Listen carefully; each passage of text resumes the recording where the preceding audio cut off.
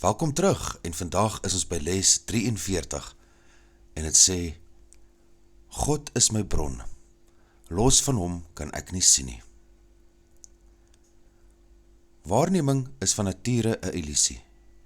Dit bring 'n wêreld voort vol gapings, tussenpauses, grade van intensiteit, verskille en verandering.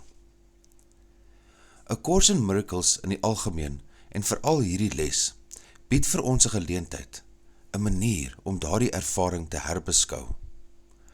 Om binne die konteks van 'n illusie dit raak te sien wat nie illusie is nie. Want wat ons in waarheid is nie geskuif van God nie en kan nie afsonderlik van God sien nie.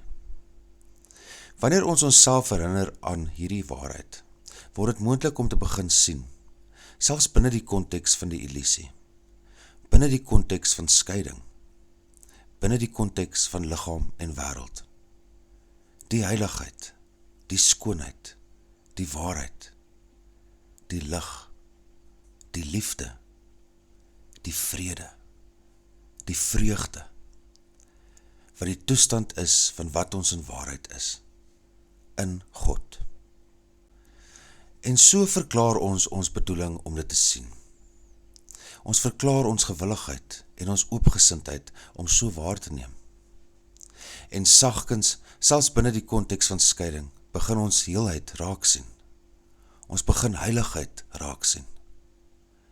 Die pragtige sonsondergang, die integriteit van 'n beeldhouwerk, die volmaaktheid van 'n blom, die glimlag op iemand se gesig wat ons liefhet, die vriendelikheid tussen vreemdelinge in 'n winkel of op 'n straat. Die illusie sou sê, dit is eienskappe van die wêreld, iets buite ons. Soms sien ons dit, soms nie. Maar die kursus sê nee. Dit is die oomblikke wanneer jy jou ware self onthou en herken. Dit is wat jy is. Liefde, waarheid, skoonheid, vriendelikheid, sagtheid, geluk, innerlike vrede. Dit is die eienskappe van wat ons werklik is as skepings van God. A Course in Miracles is die middel waarmee ons begin om dit in die wêreld te sien. En soos ons dit sien en onthou dat dit nie eienskappe van die wêreld is nie, maar van ons ware wese, so draai ons aandag stadig weg van die wêreld en terug na wat ons in waarheid is.